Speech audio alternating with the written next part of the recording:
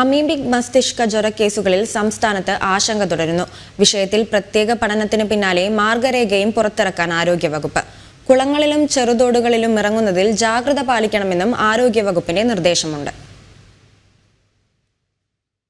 10 ലക്ഷം ആളുകളിൽ 2.6 പേർക്ക് മാത്രം വരാൻ സാധ്യതയുള്ള രോഗമാണ് സംസ്ഥാനത്ത് 30 ദിവസത്തിനിടെ 3 കുട്ടികൾക്ക് സ്ഥിരീകരിച്ചത്. 2 മരണങ്ങളുമുണ്ടായി. ആശങ്ക വർദ്ധിപ്പിക്കുന്ന സാഹചര്യം പരിഗണിച്ച് അതീവ ജാഗ്രത പുലർത്തണമെന്ന് ആരോഗ്യവകുപ്പ് നിർദ്ദേശം നൽകി കഴിഞ്ഞു.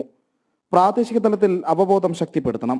ചെവിയിൽ പഴുപ്പുള്ള കുട്ടികൾ കുളത്തിലും കെട്ടിക്കിടക്കുന്ന വെള്ളത്തിലും മറ്റും കുളിക്കാൻ പാടില്ല. വാട്ടർ തീം പാർക്കുകളിലെയും സ്വിമ്മിംഗ് പൂളുകളിലെയും വെള്ളം കൃത്യമായി ക്ലോറിനേറ്റ് ചെയ്യണം തുടങ്ങിയ നിർദ്ദേശങ്ങളുമുണ്ട്. രോഗത്തെക്കുറിച്ചും രോഗം കൈകാര്യം ചെയ്യുന്ന വിധത്തെക്കുറിച്ചും വ്യക്തമായ മാർഗരേഖ തയ്യാറാക്കാൻ കഴിഞ്ഞ ദിവസം ആരോഗ്യമന്ത്രി വിളിച്ച ഉന്നതതല യോഗത്തിൽ തീരുമാനമായിരുന്നു.